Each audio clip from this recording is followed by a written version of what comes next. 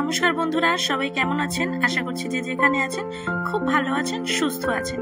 আমি দীপা আপনাদের সকলকে আন্দামান দ্বীপবাসী চ্যানেলে অনেক অনেক স্বাগত জানাচ্ছি। আজকে যে ভিডিওটা নিয়ে এসেছি একটু অন্য ধরনের। আজকের ভিডিওটা মূলত নিকোবর বা কার নিকোবর আইল্যান্ড নিয়ে। তো বেশ কিছুদিন আগে আমার হাজবেন্ড সেখানে গেছিল তার কর্মসূত্রে। তো সেক্ষেত্রে সে কিছু ভিডিও আমাকে করে এনে দিয়েছে। তো সেই ভিডিওগুলোই আজকে আমি আপনাদের সাথে শেয়ার করব এবং তার সাথে কিছু শেয়ার করব সেখানকার কিছু তথ্য।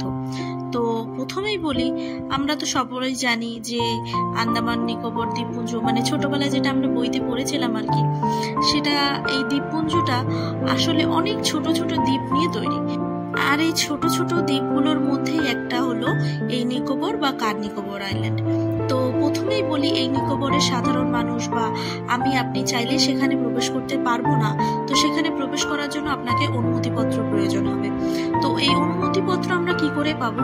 এই অনুমতিপত্র আপনি কোনো অফিসিয়াল কাজের জন্য বা যে কোনো ধরনের অফিসিয়াল কাজের জন্য পেতে পারেন। তো সেটাও আপনাকে এখানকার যে সরকারি অফিস আছে সেখান থেকেই আপনাকে নিতে হবে।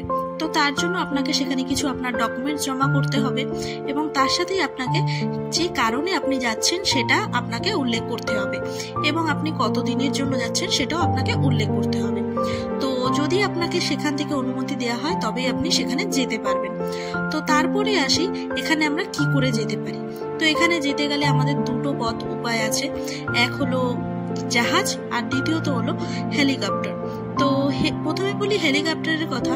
হেলিকপ্টারে সাধারণত সচরাচর মানে কেউ যদি যেতে চায় সেটা যেতে পাওয়া যায় না, কারণ হেলিকপ্টারে খুব এমার্জেন্সি পারপাস বা যেমন ধরুন কোনো রোগী বা কোনো এমার্জেন্সি পেশেন্টদের তাদেরকেই নিয়ে যাওয়া হয় এই হেলিকপ্টারে করে। আর সাধারণত নর্মাল যে মানুষরা যাতায়াত করে তাদের জন্য এই শিপ। তো আপনারা এখন যে শিপটা দেখতে পাচ্ছেন ভিডিওতে, সেই শিপটাতে করেই তারা গেছিল। তো এই শিপে করে যেতে প্রায় তাদের 24 থেকে 26 ঘন্টা সময় লেগেছিল। তো আপনারা যদি কেউ যেতে চান তো সেটা সেক্ষেত্রে আপনাদের এই পারমিশনটা করাতে হবে। এই পারমিশন করানোর জন্য আপনাদেরকে অবশ্যই সরকারি অফিস থেকে যোগাযোগ করতে হবে। যেহেতু আমার হাজবেন্ড গেছিল তাদের অফিসের কাজের জন্য, তো সেহেতু সেখান থেকেই তাদেরকে এই পারমিশনটা করিয়ে দেওয়া হয়েছে। তো এবার আপনাদের বলবো যে কেন সেখানে সাধারণ মানুষ চাইলেও যেতে পারবে না। সাধারণ মানুষ বা কোনো ট্যুরিস্টও যদি এখানে যেতে চায় সেখানে যেতে পারবে না। তো এর আসল কারণ হলো আন্দামান নিকোবর দ্বীপপুঞ্জে যতগুলো দ্বীপ আছে তার বেশ কিছু অংশতেই বা বেশ কিছু দ্বীপেই মানুষ বসবাস করে আর ম্যাক্সিমাম দ্বীপে মানুষ বসবাস করে না। তো তার মধ্যেও এমন কিছু দ্বীপ আছে যেখানে যেতে গেলে পারমিশনের প্রয়োজন হয়। সেটা নিশ্চয়ই তাদের কোনো কারণ আছে, যে কারণেই সেই পারমিশনটা করাতে হয়। তো যদি কেউ বিনা পারমিশনে সেখানে পৌঁছেও যায় কোনো অসৎ উপায়ে, তবুও তাকে সেই আইল্যান্ডে কিন্তু প্রবেশ করতে দেওয়া হয় না। তাকে সেই আইল্যান্ডের আগেই তাকে আটকে দেওয়া হয়, তাকে সেখানে প্রবেশ করতে দেওয়া হয় না। আরো একটা কথা বলে রাখি, যেহেতু আমি আগেই বললাম যে এই আইল্যান্ডে সাধারণ মানুষ বা কোনো ট্যুরিস্ট যেতে পারে না, তো সেক্ষেত্রে না সেই জায়গায় না এই হোটেল বা বিভিন্ন যাতায়াত ব্যবস্থাটাও একটু কম। তো এখানে হোটেল নেই বললেই চলে। তো যদি এখানে কোনো সরকারি কর্মচারী যেতে চায় বা যারা কাজের সূত্রে এখানে যায়, তো যারা অনেক দিনের জন্য তাদের ওখানে কোয়ার্টার থাকে, তারা সেখানে কোয়ার্টারে থাকে। কিন্তু যদি খুব অল্প সময়ের জন্য যায়, যেমন ধরুন এই আমার হাজবেন্ড তার কর্মসূত্রে সেখানে গেছিল, তো অল্প সময়ের জন্য গেলে সেখানে কিছু গেস্ট হাউসের ব্যবস্থা আছে, সরকারি গেস্ট হাউস, সেখানেই তারা থাকে। কথা বলতে বলতে দেখুন এরা বোটে উঠেও পড়েছে এবং বোটটা অনেক দূর চলেও এসছে। তো আগেই বলি আপনাদেরকে, এখানকার সাধারণ মানুষরা এই যে জাহাজ এগুলোকে বোট বলে থাকে। তো একটু আগে যে ভিডিওটা আপনারা দেখলেন, যে ফটোটা দেখলেন লাল কি ছোট ছোট বোটে, এগুলোকে লাইফ বোট বলা হয়। এগুলোই সাধারণত বড় জাহাজের মধ্যেই থাকে, খুব এমার্জেন্সি পারপাস এগুলো ব্যবহার করা হয়। তো প্রায় 24 ঘন্টা জার্নি করার পর প্রায় এই যে পৌঁছে গেছে তারা, যে দূরে দেখা যাচ্ছে সেই জেটটি, এটাই হচ্ছে এই নিকোবর বা কার নিকোবর আইল্যান্ডের জেটটি।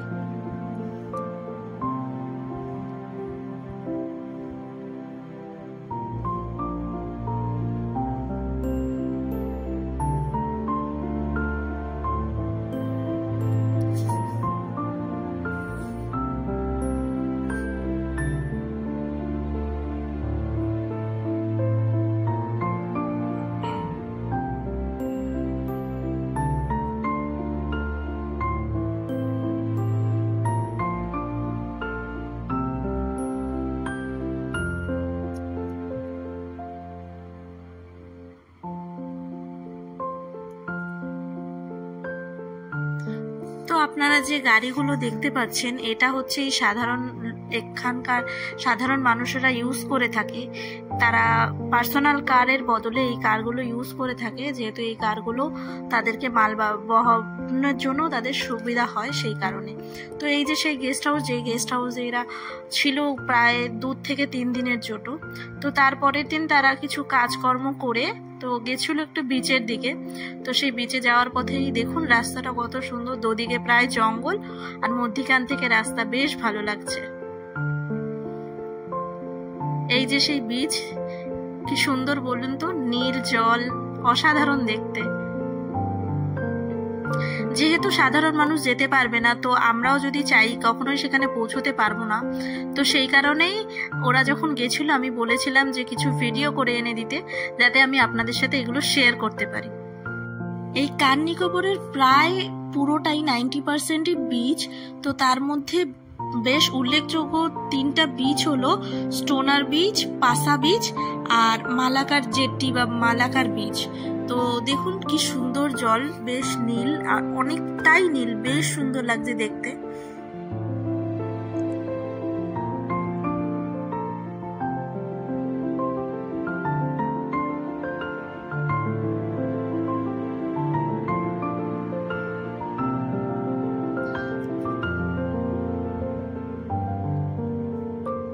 দেখুন এই বিচের এই যে দূরে একটা ভাঙা ব্রিজ মতন দেখা যাচ্ছে, এটাই হলো মালাকা জেটি।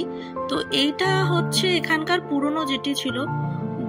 এই ঠিক সুনামির সময় এই জেটিটা ভেঙে যায় এবং তারপর থেকে এই জেটিটা ব্যবহারযোগ্য অযোগ্য হয়ে যায়। তো দেখুন এখনো সেটা দেখা যাচ্ছে, কি সুন্দর লাগছে না দেখতে। আর এই বিচেরই পাশে খুব কাছেই একটা মন্দির আছে, যে মন্দিরটা হলো এই স্থানীয় মানুষের মানে তারা পুজো করে থাকে। মন্দিরটাও দেখতে খুব সুন্দর। তারই সাথে আপনাদের একটা খুব সুন্দর জিনিস দেখাই। দেখুন এই জিনিসটা, এটার নাম হচ্ছে উড়ি। এটা স্থানীয় লোকেরা মাছ ধরার জন্য, সমুদ্রে যাওয়ার জন্য ব্যবহার করে থাকে। বেশ সুন্দর, এটা আমি আগে কখনো দেখিনি আন্দামানে। এটা বেশ নতুনত্ব, বেশ ভালো লাগছে দেখতে। দেখুন এই সেই মন্দির, যে মন্দিরের কথা বলছিলাম আমি। তো ব্যাস এই পর্যন্তই ভিডিওটা ছিল। তো ভিডিওটা যদি আপনাদের ভালো লেগে থাকে তাহলে একটা লাইক করবেন, ভালো লাগলে একটা কমেন্ট করে জানাবেন আমাকে। আর এরকমই ভিডিও দেখার জন্য চ্যানেলটাকে অবশ্যই সাবস্ক্রাইব করে রাখবেন।